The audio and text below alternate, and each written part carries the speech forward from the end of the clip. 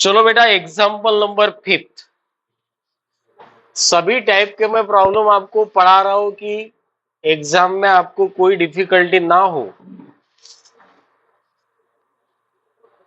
Excott Limited manufacture one uniform product X. The following figure are available for 2 successive year. तो particular है 2 year दिए 23-24, cell है, fix cost है, variable cost है, prepare a marginal cost statement निकालना है। Okay,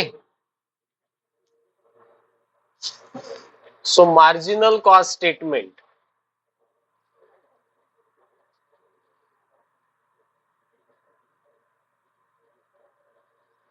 तो marginal cost statement निकालना है। 2 पार्ट करते हैं हम, 2023 और 2024। बहुत ही सिंपल है ये।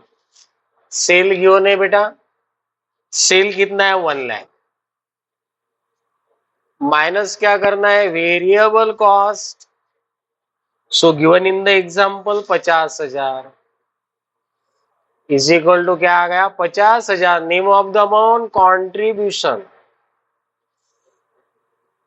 Minus fix cost. ये सब चीजें आपको लॉन्ग क्वेश्चंस में काम में आएगी बेटा। 30,000 इज इक्वल टू प्रॉफिट 20,000।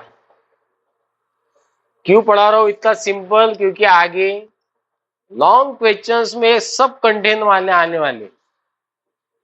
चलो 2004 का सेल लेते हैं अभी, 2024 का 1,20,000 माइनस वेरिएबल कॉस्ट, फी है हमारा 65,000 is equal to profit, sorry contribution, contribution 55,000 minus fix cost, fix cost कितना गिवन है 40,000, तो 15,000 क्या आ गया हमारा प्रॉफिट। ओके, यानी हर चीज आपको मालूम होनी चाहिए कि भाई मार्जिनल स्टेटमेंट कैसे बनाते। Sale minus variable cost is equal to contribution minus fix cost is equal to profit. जब 2 year sale and 2 year profit given रहेगा तो इसको भी हमें अप्लाई करना है, तो इसीलिए मैंने आपको पहले ही पढ़ा दिया। आगे बढ़ता हूं, यहां पे प्रॉब्लम हो गया हमारा question number 6। Example number 6। From the following information, find out how much sale increased by the company to reach the level of break-even point. So BP निकालना है। अभी तक हमने बहुत बार बीपी निकाला हुआ है। Calculation of BP in rupees, BP in rupees is equal two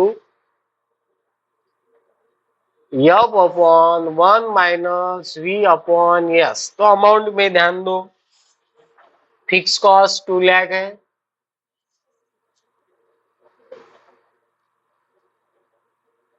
variable cost हमारा 2,40,000 है, और सेल है बेटा 4 लाख, 2 लाख। तो क्या है, इसको कॉमन जीरो कैंसिल करो, थोड़ा इजी हो जाता है। यहाँ पे 4 कैंसिल, यहाँ पे और क्रॉस मल्टीप्लीकेशन 41 जा 40, 24 जा 24 अपॉन 40। तो आपको कैलकुलेटर अलाउड है बेटा, तो कैलकुलेशन शांति से ध्यान से करना है, नहीं तो प्रॉब्लम गलत हो जाएगा। 40 माइनस 24 16 अपॉन 40, 40 अपॉन 16, तो 5 लाख आ गया हमारा BP in rupees. Simple question है। ओके, उसके बाद देखते हैं एग्जाम्पल नंबर 7। क्वेश्चन नंबर 7 जो आपके स्क्रीन पे आया होगा, यहां से अच्छे प्रॉब्लम स्टार्ट होने वाले। From the following calculate PVR ratio and fix cost पूछा है। तो जब भी बेटा 2 year sale and 2 year profit is given, so we have firstly calculated profit to volume ratio by using following formula. यहाँ पे हमें पीवीआर का फॉर्मूला थोड़ा चेंज करना है क्योंकि 2 year सेल और 2 year प्रॉफिट गिवन है।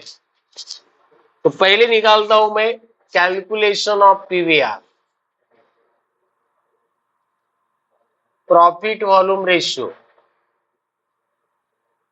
तो इसके पहले जब हमने पीवीआर निकाला तो S minus V upon S, जब 1 year इंफॉर्मेशन गिवन है तो इसको अप्लाई करो। 2 year का इंफॉर्मेशन आती है, 2 year सेल है, 2 year प्रॉफिट है, तो हमें प्रॉफिट वॉल्यूम रेशियो के लिए क्या कौन सा फॉर्मूला अप्लाई करना है? Difference in profit, difference in profit upon difference in sale, so multiply 100। आई बात समझ में? तो डिफरेंस निकालना है, जो अमाउंट बड़ी होंगी बड़ी में से छोटी माइनस करो। 13,000 minus 9,000 4,000। Difference in sale 140 minus 120 20,000। Okay, तो सीधा सीधा 20% आ जाएगा। आ गया पीवीआर। अब निकालना है फिक्स कॉस्ट। अब कैसे निकालना फिक्स कॉस्ट? इसीलिए मैंने आपको पहले ही मार्जिनल कॉस्ट स्टेटमेंट बताया है। आई बात समझ में? यानी हर प्रॉब्लम एक दूसरे से बेटा कनेक्टेड है हमारा। ओके, तो अब हमें यहाँ पे फिक्स कॉस्ट निकालना है तो मार्जिनल कॉस्ट स्टेटमेंट प्रिपेयर करना होगा। Step second, marginal cost statement.